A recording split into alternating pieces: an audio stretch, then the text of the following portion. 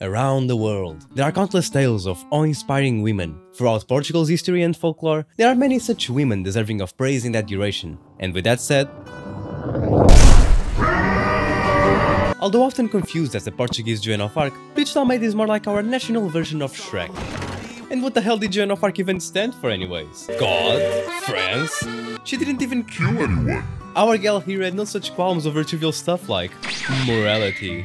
But before we get into the juicy details about this magnificent woman, I want to make one thing very clear. As is relatively common for word-of-mouth folklore, there is virtually no trustworthy sources on her tale. The tale of Brites de Almeida began to pop up in the late 1500s, and seeing as she died in the late 1300s, I'm sure you too can smell the incoming shenanigans. And if that wasn't enough to make her tale dubious at best, it just so happens that it only gained traction among the general population during the Spanish occupation of Portugal. Why is this relevant, you might ask?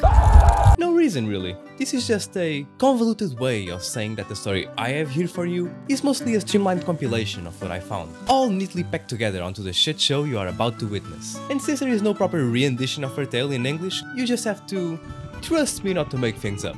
And with that out of the way, we can finally begin our tale. Born somewhere around the year 1350 in what is now Faro, Portugal, Brites de Almeida came from a family of humble means. At birth, her parents were overjoyed their daughter had been born with 6 fingers on each hand, a sign believed by many she will grow up to be an hard-working woman. But Brites de Almeida cares not for the superstitions of men. Most often described as fugly, lazy, and manlier than most men around, she was often the target of ridicule of all who knew her. But this never really posed much of a problem for her. Her daily routine, consisting of indiscriminate and out-of-fast whoopings, coupled with the occasional innkeeping task at her parents' inn, was relatively unchanging until the death of her parents, at around the age of 26. Brites de Almeida inherited the family business, along with some money her parents had set aside, money she wisely spent on the mastery of the blade. And with little to no authority to hold her back, she began a life of petty crime as a side hustle to innkeeping. With that said, besides the increased potential for violent tomfoolery, her daily life didn't change much after the death of her parents, until one fateful day, that is. A hot punch, craving a little. While there were no deaths this time, defending herself from sexual harassment was apparently the last straw for the locals, and with that, Brites de Almeida decided that it would be best to just sell the family business, which admittedly she hated. Her previous financial ventures had left her pretty much destitute, and considering her disposition for caving in chests at the drop of a hat, holding on to a job was the bit of a challenge. Her draconian strength did prove useful as a farmhand however, but as she was finally getting used to this new lifestyle, one man decided to reach for the stars.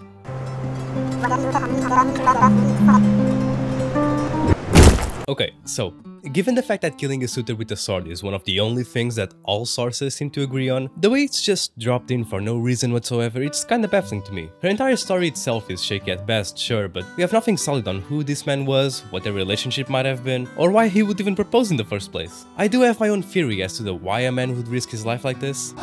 But then again, I'm no historian. This mostly just adds in a filler arc where she just tries to run away from, you know, murder charges, gets captured by pirates, is sold off as a slave in Algeria, bitches about being forced to work in the kitchens instead of in the mines with the rest of the men, goes on a murder spree while escaping from captivity, and all this for her to come full circle back to Portugal. Anyways, out in the wider world once again, and still pursued by the proper authorities, she decides to disguise herself as a man. For the next year or so, she would make a living as a muleteer, but as you can probably expect by now, this arrangement too did not last long.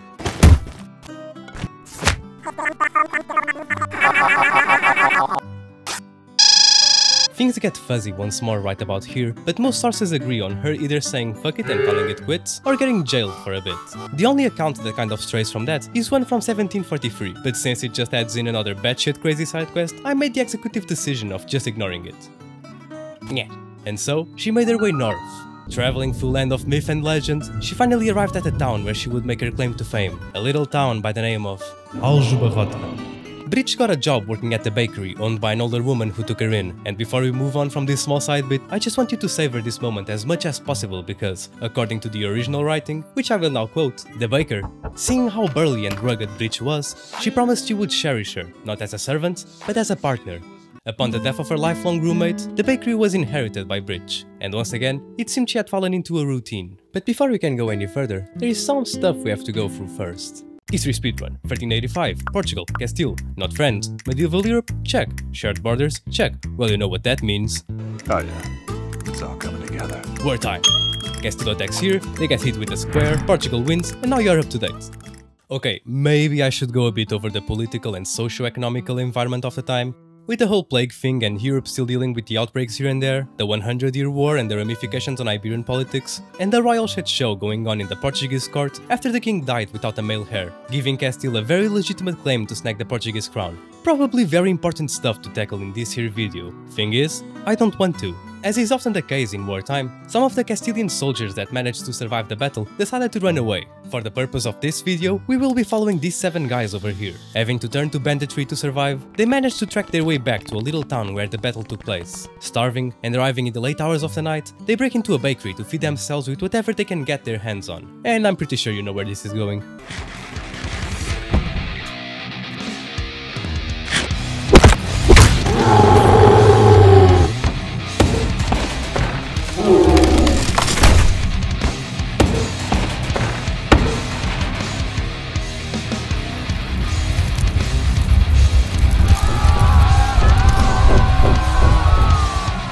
For the murder of these 7 starving and travel-weary soldiers, despite all the other atrocities she may have committed, Brites de Almeida is considered a hero of our nation, the famed and glorious Padeira de Aljubarrota. Most folklore tales tend to have a moral to them, so what can we take from this? Best I can do is extreme violence is okay, as long as you leave no witnesses. Or if it's against the Spanish. But at the end of it all, if nothing else I can say this: Brites de Almeida was, at the very least, a very butch lesbian.